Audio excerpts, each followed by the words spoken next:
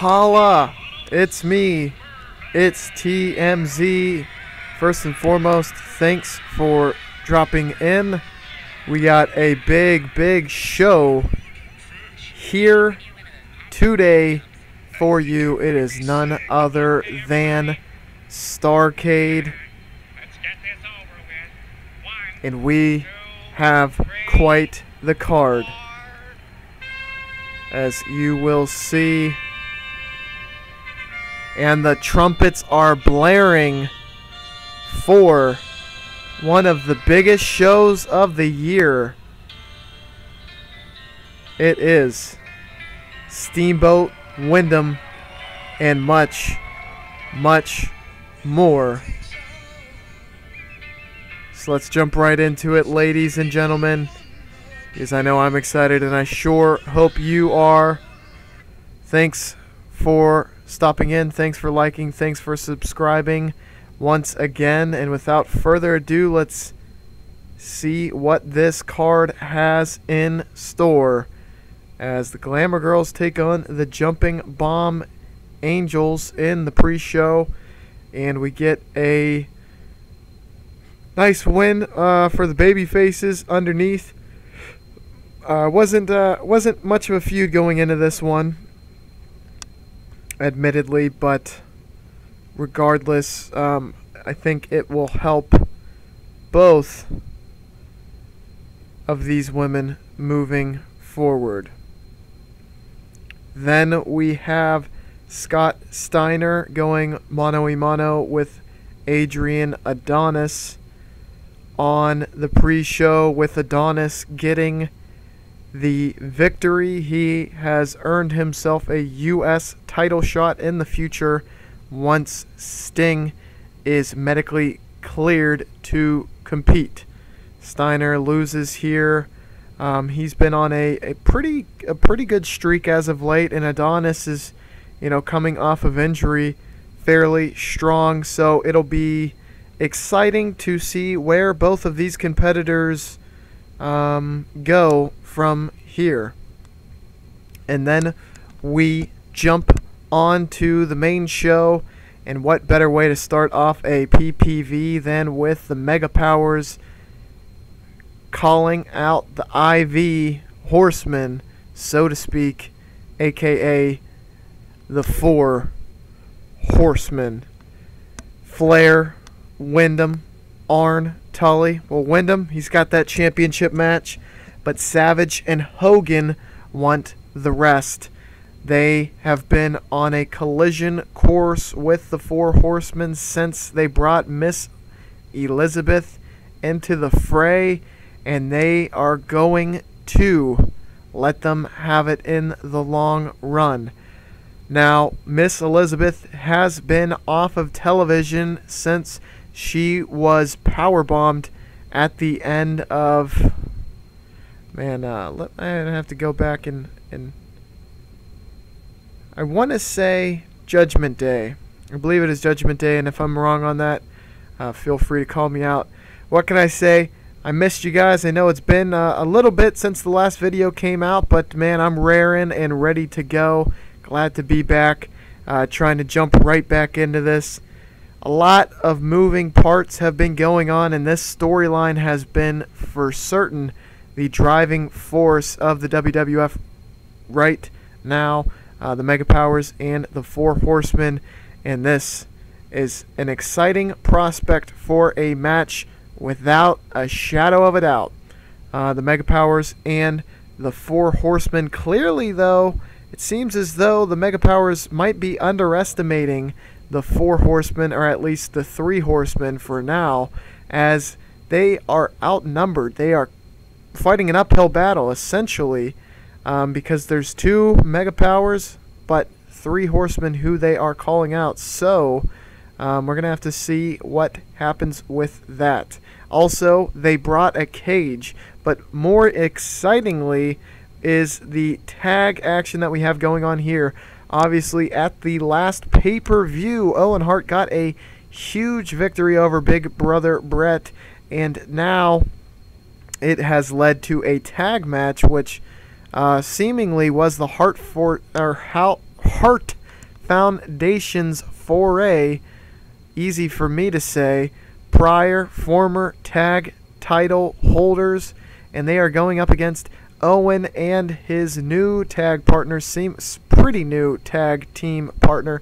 The Bammer is what I believe the cool kids are calling him, and he picks up the victory by pinning Jim the Anvil Neidhart, and Brett puts on a tremendous performance. Jim really helps elevate this as well, and about what you would expect from Owen and Bam Bam. Obviously, they do not have a ton of pay-per-view FaceTime, for lack of a better term, but this is definitely a good way to make an impact, and Owen holds a 2-0 record over Big Brother Brett. And we will move forward into a no DQ match between Vader and The Undertaker.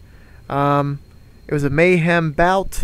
It was, I think, a good way to, try to get these two involved on the card. Obviously, Vader has been hassled by the $1 Million Inc. and Taker especially, and then he looked to get some retribution here at Starrcade. Unfortunately, Vader got the victory in this bout in due part to IRS's interference. Both performed very well, Vader especially. Good to see that they have chemistry as well, although there was a lot of things that kind of detracted from this bout, unfortunately. However, in 82 for the second match of the card, we're on par so far, and I think it will it bodes well for the rest of the pay-per-view. Next, we got Jake the Snake Roberts flaunting his snake Damien, kind of foreshadowing perhaps what is to come in the Rick Rude bout. Obviously, Rick Rude cost Jake the Snake Roberts a chance at the IC title on the last pay-per-view, and Jake has another chance against the man who caused him his misfortunes. But before we get to that, we have a tag team triple threat for the straps. You heard it correct.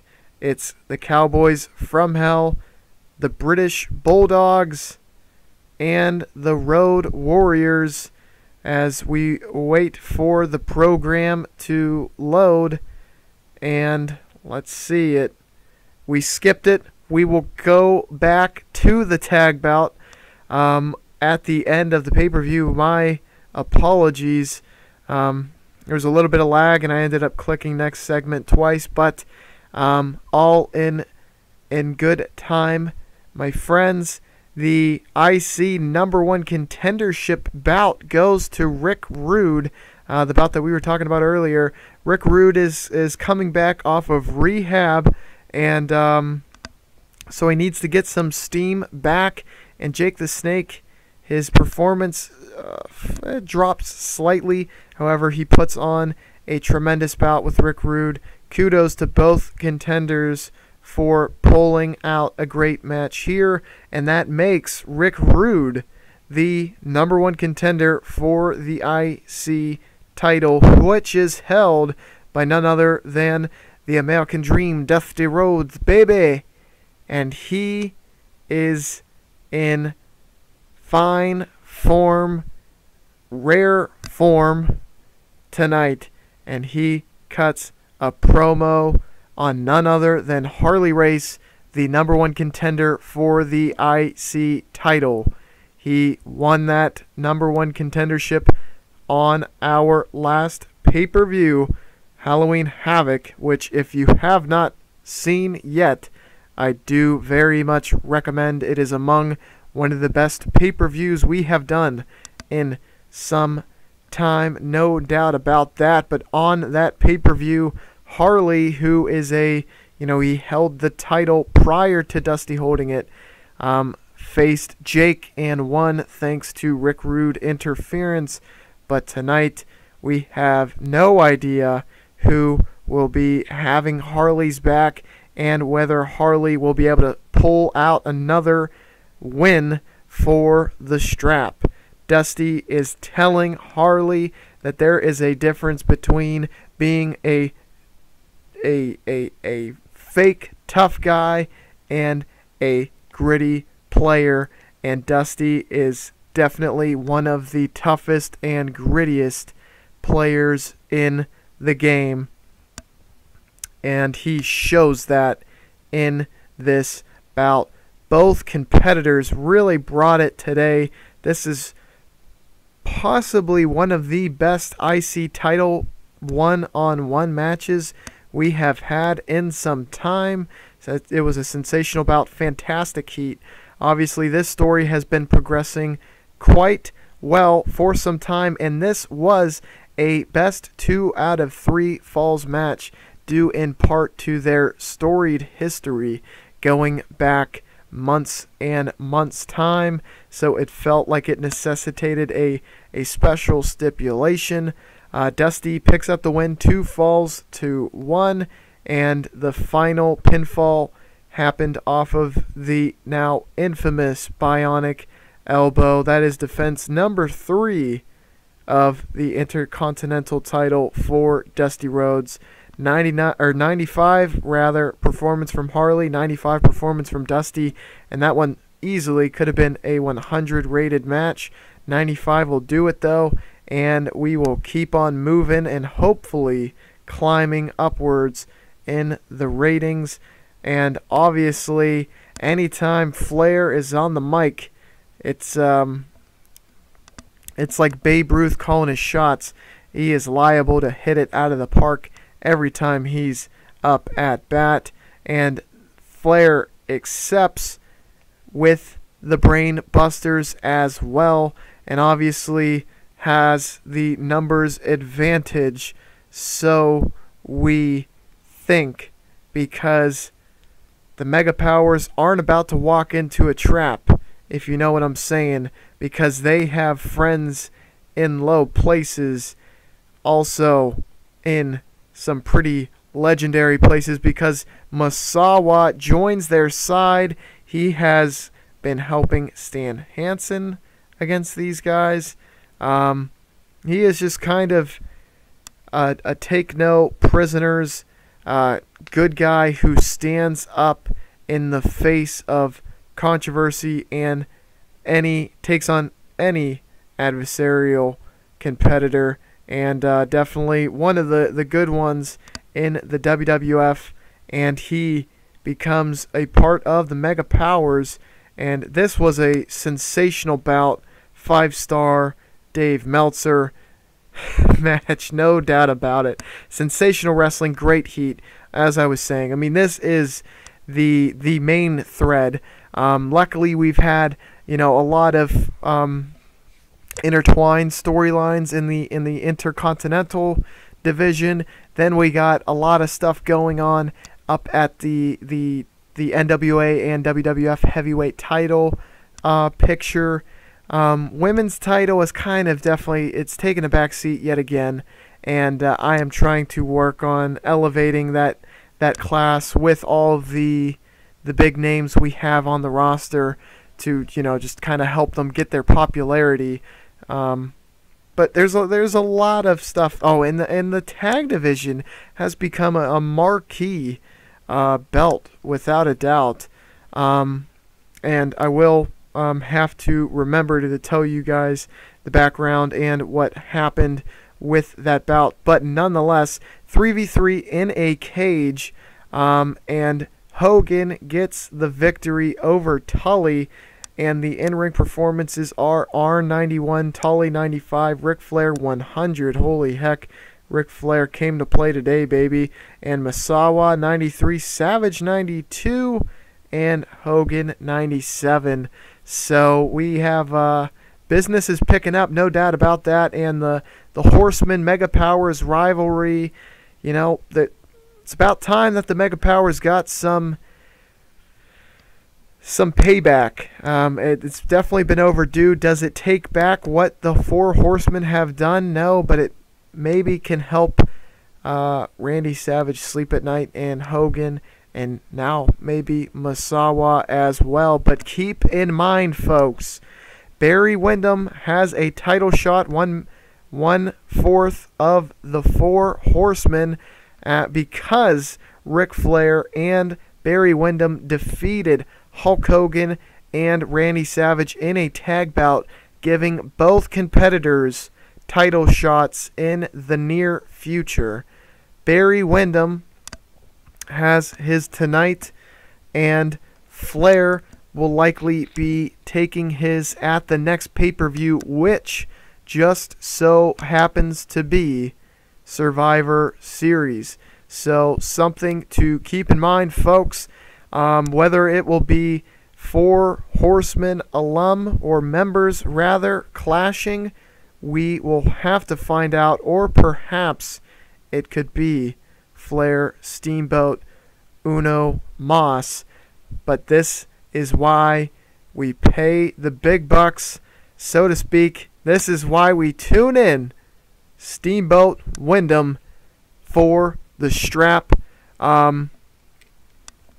Obviously, the 3-on-3 cage match, I thought, that's going to be a good bout.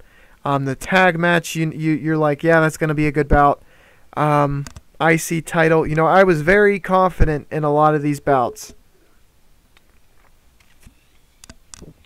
But Windham and Steamboat, I think, barring any chemistry negative effects, I think this one is one that you shouldn't sleep on. I think they're going to knock it out of the park. Windham has been doing tremendous, joining the Four Horsemen, and Steamboat is undoubtedly the biggest face that we have had.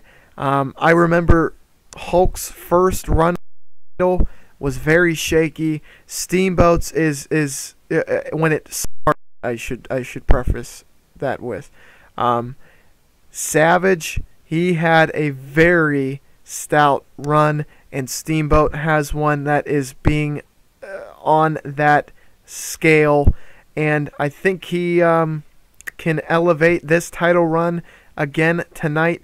Windham and Steamboat, a year ago, I would have said no way they could headline a pay-per-view, but this is going on last, and hopefully for good reason, as two technical masterminds meet in the ring in another 5-star bout. It was sensational wrestling, fantastic heat.